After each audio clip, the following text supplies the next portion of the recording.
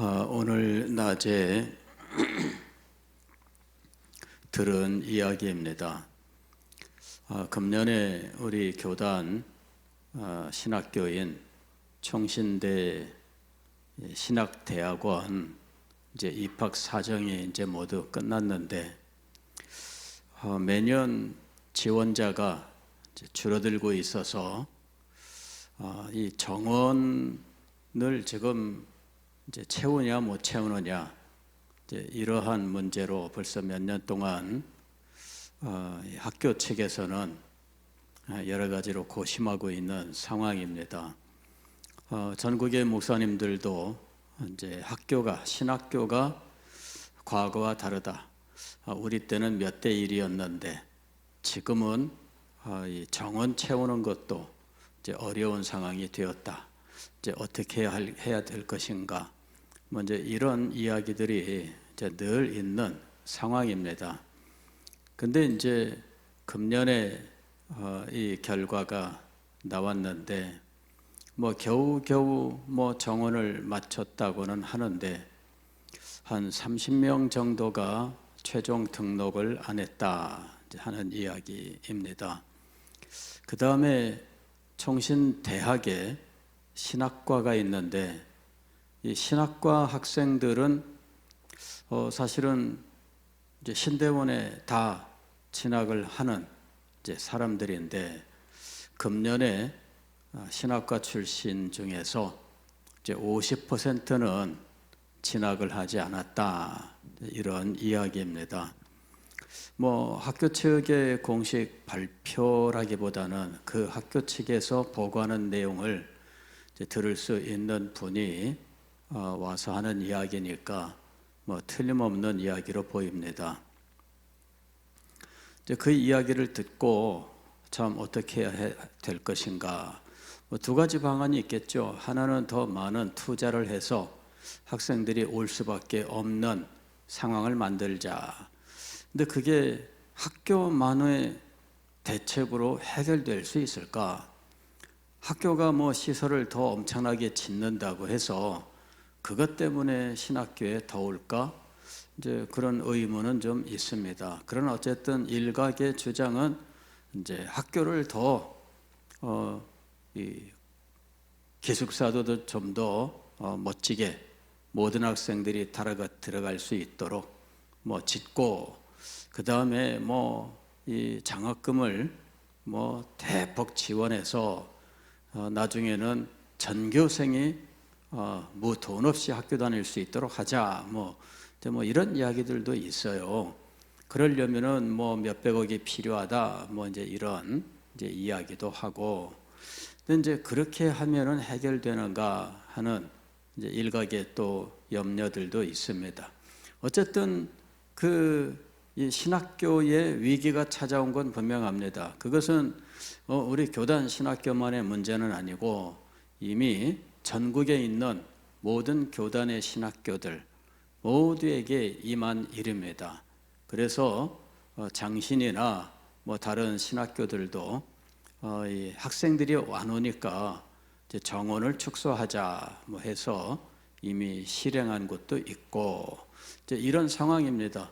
근데 학생들이 줄어드는 거는 몇 가지 사항이 겹쳐 그렇게 된 거라고 보아야 되겠지요. 인구 자체가 젊은 세대가 이제 줄어들었으니까 이제는 과거만큼 그만큼 숫자가 안 되는 거는 틀림없죠. 이제 그 다음에 이제 젊은이들의 이 경험이 과거와 다르다는 거죠. 사회 혹은 경제 이런 부분에 대해서 이 지금 젊은이들이 가지는 생각과 이제 우리 시대 우리가 젊을 때에 가졌던 생각하고는 다를 수밖에 없다. 그래서 소명과 사명감 면에서 너무나 다르다 하는 것을 지적할 수밖에 없죠. 그래서 이런저런 이야기들로 앞으로 점점 더 어려워질 것이 아닌가 이렇게 이야기합니다. 신학교가 그런 정도에 이제 지금 도달했다는 이야기입니다. 신학교가 그런 정도면은 각 교회에서 젊은이들의 상황은 오죽하겠는가 하는 것입니다. 왜냐하면은 신학생들이 많이 나올 때에는 그 교회 젊은이들의 신앙이 불붙는 신앙이 될 때 그게 가능한 거예요. 우리 교회도 청년들이 많이 나오던 때가 있었습니다. 그때의 청년들이 우리 교회 3분의 1 정도가 청년이었습니다. 70명 이상이 주일 출석하는 인원이었거든요. 그러니까 누구라도 놀랍니다. 우리 교회 규모의 70여 명의 청년들이 출석 인원만 그랬다는 그런 사실은 정말 다 놀래요. 4,000명, 5,000명 되는 교회의 청년들 수준 이상이었던 거거든요. 그러니까 엄청난 은혜가 있었는데 그렇게 뜨거운 청년들이 있을 때에 신학생들이 대거 나타난 거죠. 그래서 신학교에 많은 사람이 들어갔던 거예요. 그러니까 각 교회에 청년들의 부흥이 있어야 신학교가 부흥하는 겁니다. 그런데 각 교회 청년들이 지금 예전 같지 않거든요. 일단은 청년 세대가 점점 줄어들고 청년들이 교회 안에서 사라지고 있는 상황인데 신앙의 부흥이 있어야 그들 가운데에서 신학교 가는 사람들이 나오는 건데 그것이 없으면 당연히 신학생들이 예전만 못한 것은 틀림없습니다. 그래서 지금 이 문제는 학교가 무슨 투자를 한다고 될 일도 아니고요. 전국 교회에 청년들의 부흥이 있어야만 해결될 수 있는 문제다 하는 것이죠. 근본적인 문제는 이 학교가 이것저것 시설이 없어도 전국 교회에 청년들의 부흥이 있으면 신학교는 당연히 부흥하게 돼 있는 것입니다. 그런데 이것이 다 유기적으로 연결되어 있는 것이죠. 자, 이 청년들의 부흥, 이게 얼마나 중요한 일인지, 그리고 이 청년들의 부흥은 단지 그 사람들만의 문제가 아닙니다. 다음 세대의 문제입니다. 청년들의 부흥은 20년, 30년, 이 20년 후, 30년 후에 이 부흥의 결과가 교회의 능력으로 나타나게 되고 그리고 그 다음 세대까지 이 부흥의 놀라운 역사가 영향을 미치게 되어 있는 겁니다. 20세기에 들어와서 미국은 전 세계에서 가장 강력한 유일한 나라가 되었지요. 그런데 그 미국이 유럽과 달리 경제적으로 사회적으로 선진국이 되었는데도 불구하고 기독교 신앙만큼은 유럽이 따라올 수 없는 아주 부흥된 상태에 있었습니다. 지금까지도 그런 상황을 지금 유지하고 있어요. 이유가 무엇일까? 유럽은 선진 사회로 진입하면서 교회가 다 무너져 사라지다시피 했어요. 원인을 여러 가지로 들을 수 있겠지요. 그러나 제가 볼 때에는 미국 교회와 유럽 교회의 차이는 어디에 있는가? 제가 역사 연구를 하다 보니까 제가 발견한 게 무엇이냐면 미국 교회에는 청년들의 부흥이 세대마다 있었는데 유럽 교회는 그런 부흥의 역사가 없었다는 것이었습니다. 이건 굉장히 놀라운 거예요. 2년 전에 2023년 2월에 갑자기 미국에서 한 소식이 들려왔는데 미국의 켄터키라고 하는 그 주에 자그마한 마을에 있는 에즈베리 대학이라고 하는 곳에서 부흥이 일어났다라고 하는 소식이 들려왔습니다. 유튜브에 그때 그 부흥 그 장면들을 24시간 생중계하는 이런 일도 있었습니다. 그리고 2월 8일 날 그 오전 예배 시에 그 일이 일어났는데 24일까지 계속 진행됐고 결국 학교 측에서 이제 새 학교 개학을 해야 되니까 이 정도 합시다라고 해서 이제 그친 일이 있습니다. 그 당시에도 논쟁이 있었죠. 학교 측이 부흥을 중단시킬 권한이 있느냐 뭐 이런 식으로 따지기도 했고, 뭐 이미 이 부흥의 여파가 퍼질 만큼 퍼졌기 때문에 더 이상 뭐 우리 학교가 이제는 그 일을 계속 진행해 나가기는 어렵다, 뭐 이제 이런 이야기도 있었습니다. 다만 2023년에 미국의 에즈베리 대학이라고 하는 이 기독교 대학입니다. 크지 않은 자그마한 이 대학인데 거기에서 부흥이 일어났다. 그런데 제가 찾아보니까 이 에즈베리 대학에서는 세대마다 이 부흥이 있었던 거예요. 참 놀라운 거죠. 1970년에도 에즈베리 대학에 부흥이 있었어요. 그리고 그 부흥의 현장에 있었던 분 가운데 한 분이 이 로버트 콜만이라고 하는 분입니다. 이 로버트 콜만이라고 하는 분은 부흥에 대한 탁월한 견해를 가지고 부흥을 위해서 그리고 선교를 위해서 복음 전도를 위해서 헌신했었던 인물입니다. 유명한 작가이기도 하죠. 그런데 이 로버트 콜만이 그러한 사역을 얻는 힘과 능력은 어디에 있었느냐 하면 자기가 신학생 시절에 자기 학교에서 있었던 이 부흥이었던 거지요. 로버트 콜만은 그때 그 부흥에 대해서 진술을 하고 있습니다. 그 당시에 학생들, 이 기독교 대학이기도 하고 신학교도 있는, 그러니 우리 총신대학과 총신대 신학대학원과 같은 이제 이런 체제를 가진 곳이었는데 학생들 자신들도 굉장히 냉담한 상황이었던 거죠. 그래서 신앙이 뜨겁지 않고 경건하지 않은 이제 이와 같은 모습들이 학생들에게 일반적인 상황이었습니다. 그래서 한 번은 한 학생이 이제 체플 후에 간증을 한 거죠. 우리가 이렇게 냉담하고 이렇게 있을 수가 없다. 어젯밤에 내가 주님께서 나를 만나 주셨다.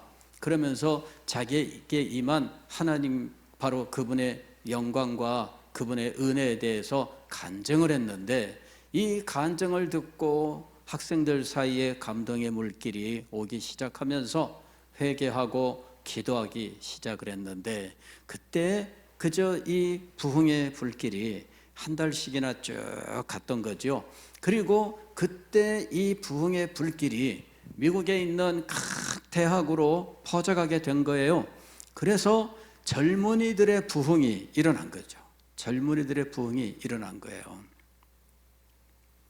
여러분, 미국이 오늘날 전 세계에서 가장 기독교화된 국가가 된 이유가 무엇일까요? 선진국인데도 불구하고 기독교인이라고 생각하는 사람의 비율이 압도적이고, 그리고 교회에 출석하고 있는 사람의 비율이 압도적인 이유는 무엇일까요? 이거는 세대마다 있었던 이 대학의 부흥, 젊은이들의 부흥이었던 겁니다. 제가 역사를 공부하면서 가만히 묵상을 해보니까 이게 미국 교회에는 이게 20년마다 거의 부흥이 있었다 하는 것입니다. 놀라운 거죠. 그 부흥이 어디서 일어났느냐 하면 대학에서 일어난 거예요. 에즈베리 대학의 이 부흥은 1950년대에도 있었어요. 1950년 2월 23일에도 아침 채플 시간에 부흥이 임했다라고 이야기합니다. 그리고 그때 그 부흥을 경험했던 사람들이 이루었던 일들이 바로 대학생 선교를 하는 선교 단체들입니다. CCC라든지 이런 것들이 다 그때 부흥을 경험한 사람들이 시작한 일들이에요. 그리고 그 부흥을 경험하여 이 대학생 선교에 새로운 불이 붙게 되는, 이 IVF라든지 이런 것들도 사실은 일찍 존재하는 것들이지만 이 부흥의 불길로 인해서 50년대 이후에 이 대학생 전도를 위한, 복음 전도를 위한 이런 놀라운 일들을 이루게 된 거예요. 그래서 그 이후 시대에 대학생들의 놀라운 이 전도와 부흥이 일어나게 된 겁니다.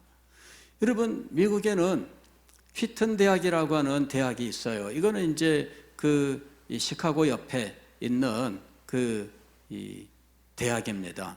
그런데 이 휘튼 대학에도 20세기에 아주 부흥이 계속 반복적으로 임해요. 최근에 이 휘튼 대학의 부흥에 대한 기록은 1995년 부흥에 대한 기록이 있습니다. 그리고 이 95년 부흥의 결과 이런 모든 것들이 책으로 묶어져 나와 있어요. 그 다음에 과거에 1970년대에 있었던 부흥의 기록이 있습니다. 1970년에는 존 암스트롱이라고 하는 목사님의 그 증언이 있어요. 이분도 평생 부흥을 연구하고 부흥을 기도하고 놀라운 사역을 했던 분인데, 이분이 대학생 시절에 자기네 그 학교에서 부흥을 경험한 거예요. 그때 1970년에 부흥이 어떻게 임했느냐? 그분이 대학생 시절에 우리가 너무너무 냉담하게 되어 있다. 그래서 이 부흥의 필요성은 우리가 느끼는데 어떻게 해야 될지 우리가 한번 하나님 앞에 기도하자 해서 이 기도하기로 한 사람들이 96명이 모인 거예요. 96명의 대학생들이 우리가 기도 집회를 합시다 해서 일주일 동안 기도 집회를 하기로 하고, 그 다음에 매일 하루 15분씩 일주일 동안 기도합시다 이렇게 된 겁니다. 그리고 아침과 저녁으로 강사를 청하여 집회를 하게 되었는데, 월요일, 화요일, 목요일 저녁 때 하나님께서 놀랍게 은혜를 베풀어 주셔요. 그리고 이 존 암스트롱은 그때의 경험을 뭐라고 표현하고 있느냐면 성령의 방문이라고 표현하고 있어요. 목요일 저녁에 성령의 방문이 있었다. 목요일 저녁에 성령의 방문이 있었다. 이 휘튼 대학은 기독교 대학으로 유명합니다. 그런데 이 휘튼 대학은 95년 부흥이 있었죠. 70년 부흥이 있었죠. 50년 부흥이 있어요. 그리고 50년 부흥은 에즈베리 대학도 50년에, 그리고 휘튼 대학도 50년에, 그리고 이 부흥의 불길이 전 대학으로 막 불붙어 가고 뭐 이렇게 했던 거죠. 그리고 1943년 휘튼, 1936년 휘튼 이 부흥이 있었던 거예요.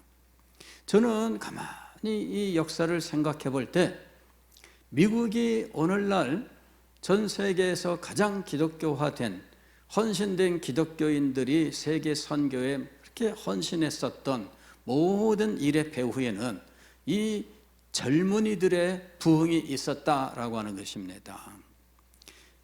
젊은이들의 부흥이 있었을 때 뭐 부흥이 임할 만큼 무슨 뭐 뜨거움이 있었느냐? 아닙니다. 대다수의 경우에는 냉담했습니다. 대다수의 경우에는 신앙에 그렇게 많은 관심이 없었어요. 다만 그 중에 어떤 사람들이 이 현실을 놓고 안타까워 기도하고 있었던 거예요.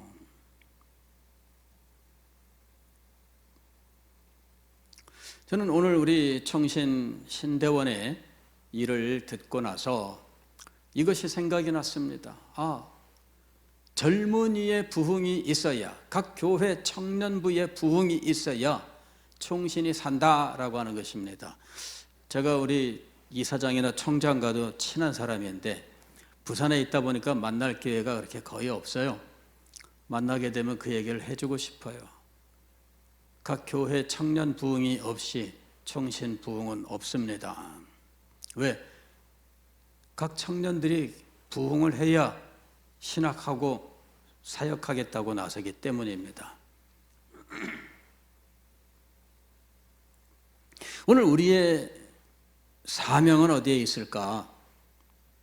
우리의 사명은 우리가 평소에도 다음 세대를 위하여 기도하지만 청년들이 부흥을 해야 돼요. 청년들이 부흥을 해야 돼요.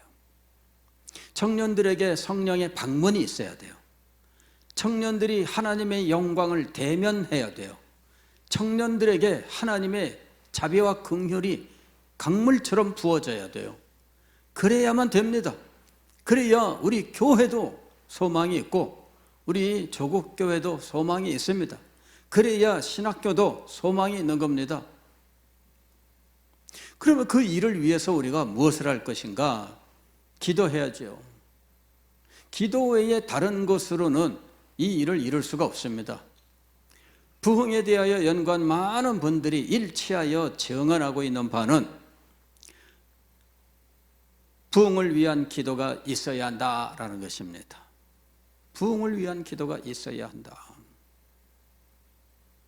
그럴 때에 하나님께서 어느 날 은혜를 베풀어 주시는 거예요.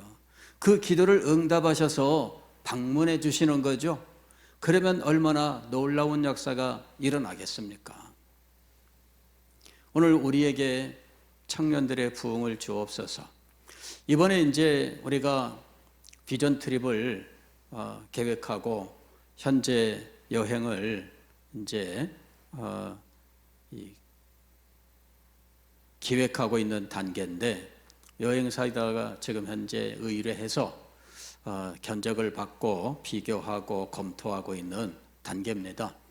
그런데 청년부는 그래도 어느 정도 숫자가 좀 왔는데, 중고등부 아이들 중에는 싫다 이러는 아이들이 제법 있습니다. 그래서 우리가 기대한 숫자가 안 돼요. 예, 그래서 이 중고등부 학생들은 이렇게 귀한 걸 모르는구나. 근데 할 수 없습니다. 사춘기 아이들은 반항심이 있거든요. 좋다고 해도 그게 왜 좋은지, 그리고 왜 우리가 해야 되는데, 또 그거 했다가 코 깨는 거 아니야? 이런 두려움이 있습니다. 비전 트립 갔다가 코 깨가지고 교회 꼼짝없이 끌려나가야 되는 거 아니야? 이제 이런 두려움이 있어요. 그래서 중고등부 아이들은 지금 현재 그렇게 원하지 않아요. 그래서 지금 이제 확정 지어야 되는 단계인데, 중고등부는 할 수 없습니다. 정 못 간다고 하면은 안 데리고 갈 수밖에 없는 이제 그런 상황입니다. 여러분 기도해 주셔야 돼요. 네, 기도해 주셔야 돼요. 혼내면 되겠나? 기도하셔야 됩니다. 혼내는 게 아니라 뭘 하시라고? 기도하셔야 돼요. 요새 아이들 혼내면 큰일 납니다. 예, 요새 아이들은 저 때는 때려도 다 그냥 맞고 끝냈습니다. 선생님한테 몇 대 맞아도 그냥 끝냈어요. 집에 가서 맞았다고 말도 안 합니다. 그냥 친구들 사이에 야 되게 아프지 그리고 끝납니다. 지금은 어림도 없습니다. 지금은 어림도 없고요. 부모님이 혼내도 지금은 안 됩니다. 그래서 교회에서도 혼내면 안 돼요. 옛날에는 무서운 선생님이 있어가지고 애들 떠든다고 막 데려다 놓고 혼내기도 하고 막 매도 때리는 분도 있었어요. 교회에서. 근데 지금은 아닙니다, 여러분. 예. 기도해야 돼요, 기도. 그리고 저는 참 안타깝지만 이번 기회에 안 되면은 할 수 없다, 못 데려가면 할 수 없다. 그건 자기 복이고, 그리고 하나님께서 허락지 아니하신 걸로 생각해야 된다. 그래서 2월 말까지로 마감하려고 합니다. 2월 말까지로 마감하고, 그리고 안 간다고 하는 사람은 할 수 없습니다. 본인이 원치 않는데 그건 어쩔 도리가 없습니다. 예. 그리고 이번 기회는 주님의 뜻이 아니다, 이렇게 생각할 수밖에 없습니다. 다만 우리가 기도를 쉬지 말아야 된다 하는 것입니다. 기도를 쉬지 말아야 된다. 청년들은 그나마 조금 이제 가고 싶어 해요. 머리가 컸고, 그 다음에 보고 싶어 하는 의욕도 있고, 그래서 청년들은 조금 좀 다르긴 합니다만은 예상외로 청년 중에도 소극적인 아이들이 있었어요. 설득해서 어느 정도 이렇게 숫자를 채우긴 했습니다만은, 비전 트립이 무슨 자동 기계와 같이 자판기처럼 그렇게 뭘 만들어내는 거 아닙니다.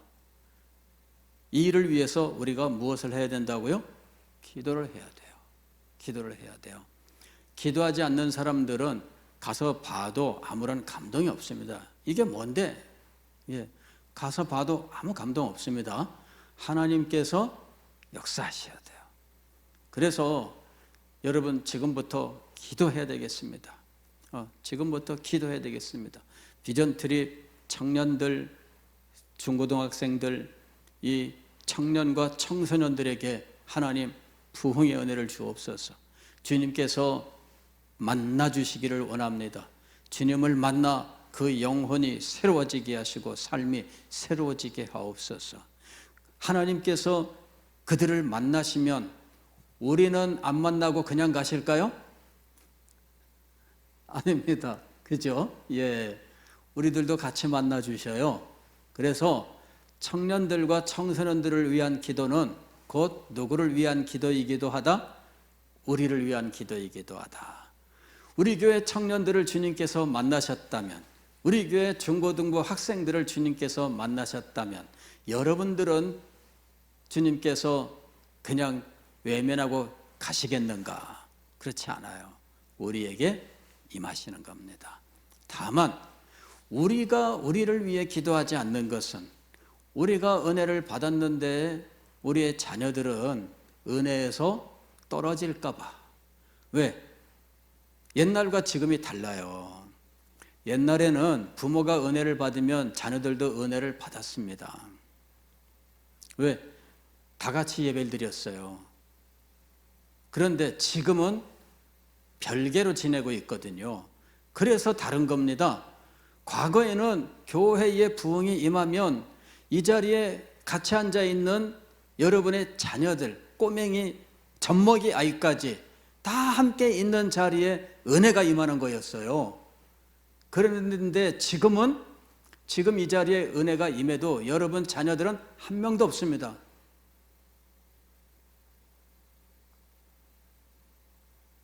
그래서 우리가 우리를 위해 기도하는 것이 아니라 누구를 위해 기도하는 거라고요? 우리의 자녀들을 위해서 기도하는 거예요. 옛날과 달라요. 옛날은 자기 부모 세대의 부흥이 임하는 걸 이 사이사이에 앉은 아이들이 보고 자기들도 소망하여 기도의 자리에 나갔습니다. 조나단 에드워즈 목사가 9살 때 그렇게 기도하러 나갔, 7살 때인가요? 기도하러 나갔다는 거 아닙니까? 왜? 자기 교회에 부흥이 임해서 어른들이 변화되는 걸 보고 자기도 기도하러 간 거예요. 그러나 지금은 그렇지 않습니다. 같은 자리에 앉아 있지 않기 때문에. 같은 자리에 앉아 있을 때 누구에게 하나님의 방문이 이루어지기를 소망해야 하는가? 우리의 자녀들에게 하나님의 부흥이 임할 수 있기를 기도해야 됩니다. 그것이 교회를 살리고 신학교도 살리고 미래 교회의 교역자들도 살리는 일이 될 것입니다. 이 놀라운 역사가 우리 가운데 이루어지도록 주 앞에 기도하며 기도에 응답받는 우리가 될 수 있기를 주의 이름으로 축원합니다.